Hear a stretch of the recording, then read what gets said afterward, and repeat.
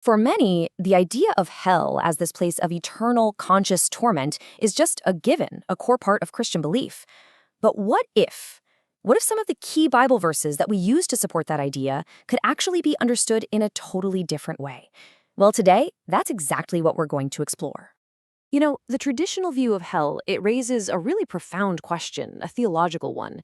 If God is all-powerful, all-loving, and if Christ's victory on the cross was absolute, then what does an eternal hell really say about the scope of that victory?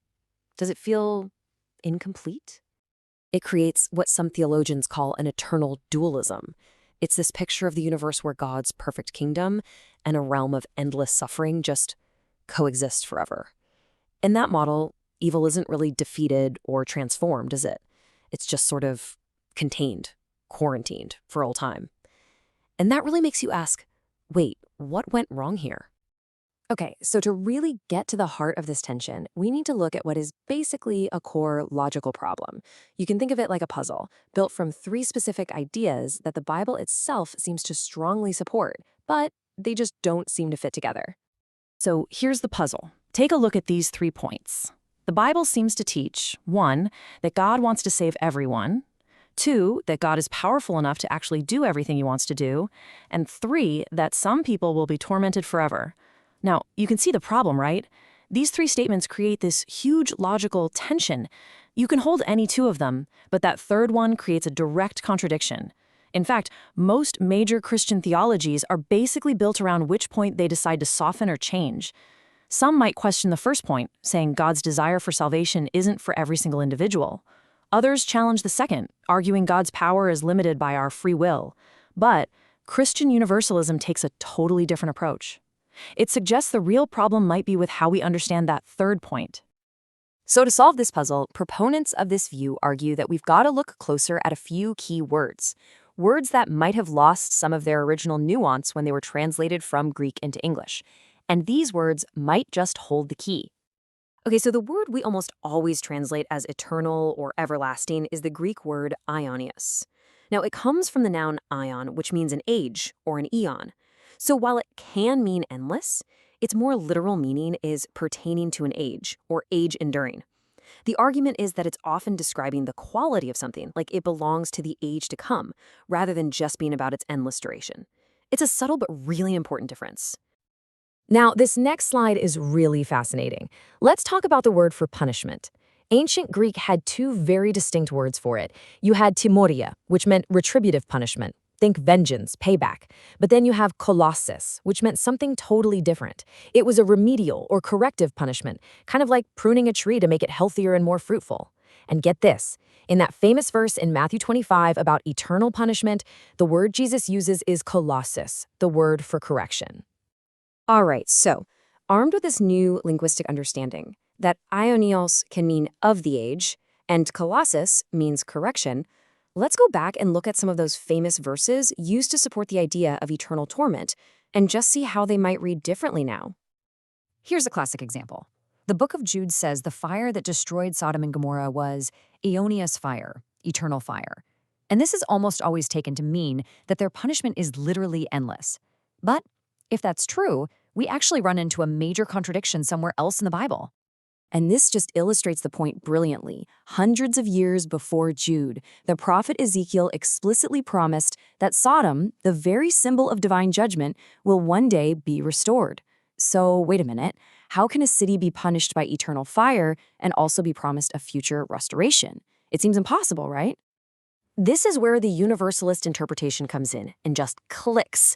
The eternal fire, or maybe we should say age-during fire, isn't an endless event. It's a divine process of judgment that lasts for as long as it needs to achieve its ultimate purpose. And in this specific case, that purpose is explicitly said to be restoration. Mercy triumphs over judgment.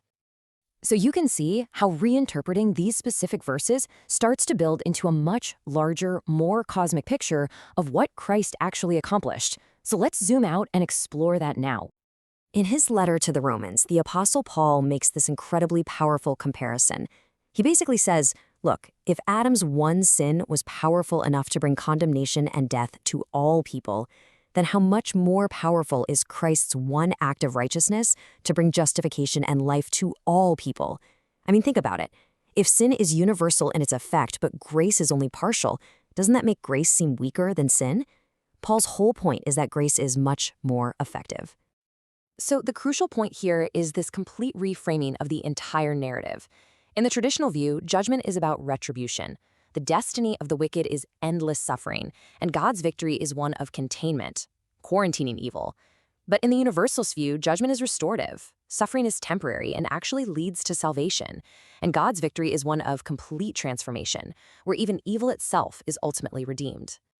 You know, Paul describes the ultimate end goal for all of creation as this unified cosmos where every enemy is finally defeated, death itself is destroyed, and God becomes all in all. And that vision, that picture of total cosmic reconciliation, it just seems really hard to square with the idea of an eternally separate realm of suffering and rebellion. Okay, this brings us to a final, really powerful metaphor for what judgment could be. What if hell isn't a torture chamber, but something more like a divine forge or a refiner's fire? This kind of imagery is actually all over the Bible. God's judgment is often depicted as a fire, but its purpose isn't just to inflict pain. Think about what a refiner does. He uses fire to burn away the impurities, the dross, to save the precious metal underneath. The whole point of the fire is purification and restoration. So in this view, God's fire is really his intense love and holiness being experienced by a soul that's still clinging to sin. And yeah, it's a painful process for sure, but it's not a pointless one. The fire destroys the false self that we build on sin and pride and rebellion in order to save the true person, the one created in God's image. It's a fire that saves by burning away everything that isn't really you.